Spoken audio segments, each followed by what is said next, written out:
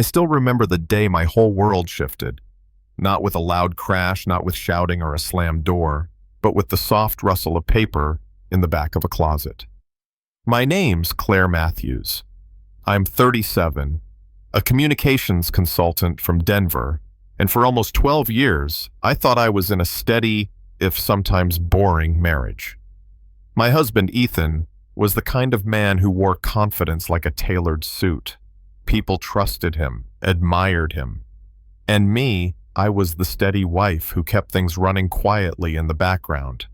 At least that's who I thought I was until that morning. I was reorganizing our closet, humming along to some old country song, when a plain brown envelope slid out from behind a stack of coats. It wasn't marked, just thick at the edges, worn like it had been handled too many times. I sat down on the floor and opened it, expecting maybe old tax forms. What I pulled out instead.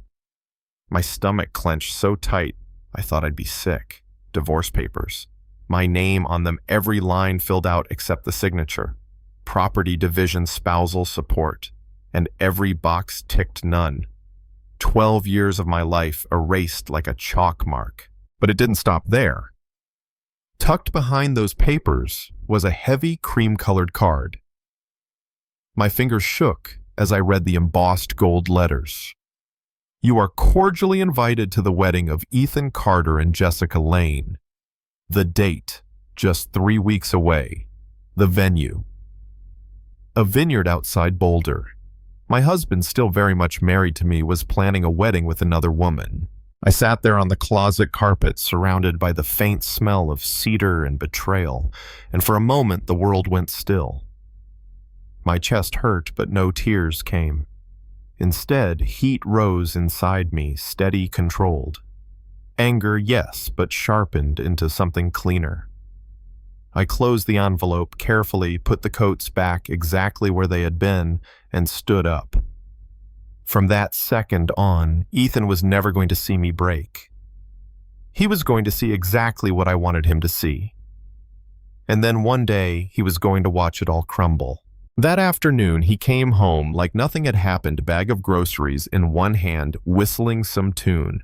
I greeted him with a smile, made his favorite dinner, even laughed at his tired joke. And that night, as he drifted off beside me, I stared at the ceiling, silently promising myself I wasn't just going to leave. I was going to make sure he regretted underestimating me. The first call I made was to my best friend, Dana. She's a trauma nurse. She doesn't shock easily. When I told her, she didn't gasp or scream. She just said, "Claire, document everything.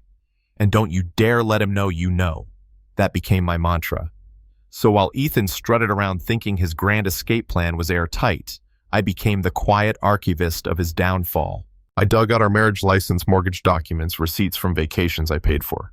Even the invoice for his precious Tesla, my name right there on the payment. I scanned them to a private cloud he couldn't touch.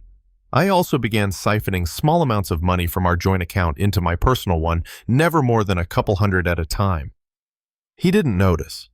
Why would he? He thought I was still the doting wife pouring his coffee every morning. But I wasn't just protecting myself, I was studying him.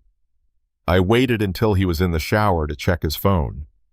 Jessica's texts were nauseating. "Can't wait to call you my husband." His email. Even better. Confirmations from caterers, florists, the photographer. I screenshotted them all. And then I found his email thread with a lawyer pushing to finalize the divorce days before the wedding. The irony made me almost laugh. That lawyer, I would use him against Ethan later. For 3 weeks, I played the role of my life.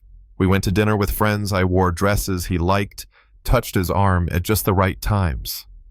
If he suspected anything, he never showed it.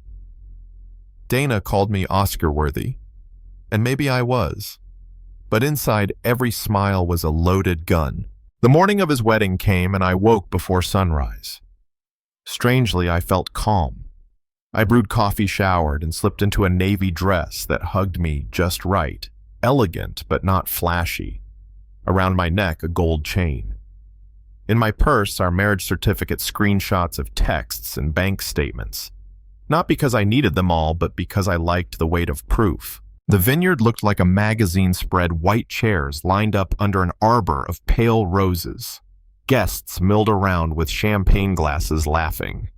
I slid into a seat near the back sunglasses on just another guest in the crowd. When Ethan walked out in his tailored suit, that smug realtor smile plastered on my pulse didn't even quicken. Jessica appeared in lace and light, her face glowing with innocence. Did she know, judging by her smile, not a clue? Then the officiant said the words I had been waiting for. If anyone here has reason, these two should not be joined. Speak now or forever hold your peace. I rose slowly, heels clicking against stone. Heads turned, whispers rippled. Ethan's smile cracked his jaw, going slack when he saw me. I do, I said clearly. I reached the front, pulled the marriage certificate from my purse, and held it up. This man is already married. To me, 12 years. The crowd gasped. Jessica's bouquet slipped in her hands. Her father stepped forward, eyes blazing, as I handed him a copy of the certificate and the screenshots. In case you think I'm lying, I added. Ethan stammered something about separation, but the whispers drowned him out. Jessica's mother pulled her daughter back, glaring at him like he was poison.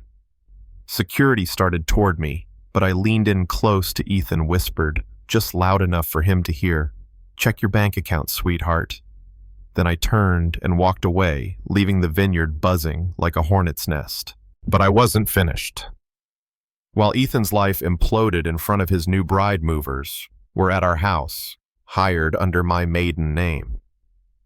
By the time I pulled into the driveway, the truck was loaded with everything I'd bought: furniture, electronics, even the espresso machine. If I paid for the light bulbs, they came too. The house echoed hollow. On the floor, right in the center of the empty living room, I left an envelope, a copy of the bank statement showing $0, and a note in my handwriting. Since you wanted to divorce me, here's a head start. By evening, I was in my new apartment toasting with Dana. When Ethan called, I let it ring. His texts came in a flood. Where is everything? You ruined me. I looked at Dana, laughed, and said, no, he ruined himself. That Monday, I walked into the office of guess who, Richard Evans, the very lawyer Ethan had been using. I laid out the file I'd built: divorce papers, wedding invitation screenshots. Richard shook his head, muttering sloppy, arrogant. This will be the cleanest case I've had in months. Exactly what I wanted. Quick, clean, devastating. We filed for divorce that afternoon, asking not just for half our assets, but for spousal support. And with proof of his infidelity, Richard was confident I'd win. Meanwhile, word spread. Jessica ended the engagement within 48 hours. Her family demanded she cut ties immediately. Ethan's reputation crumbled. He tried to reach me, flowers at my door, voicemails, even ambushing me in the parking lot one night. You didn't have to go that far, Claire, he said, voice low and desperate. You embarrassed me. You destroyed everything. I tilted my head, calm as stone. Did I, though? Or did you when you planned a wedding before ending your marriage? His jaw tightened. You drained the accounts. That's funny, I replied. Because according to you, we weren't really married anymore. So technically, I just took my share. I stepped past him, adding, by the way, Richard Evans will be in touch. Don't ignore him or the fees will pile up. That was the last time I saw him in person. Months later, I signed the final divorce decree. I kept the apartment, most of our assets, and thanks to the settlement, enough financial freedom to start over. That night, Dana and I celebrated over dinner. She raised her glass and said, "To revenge." I laughed, clinking mine. No, to survival, and to never underestimating a woman again. People say revenge is petty, but sometimes it's precision, it's art.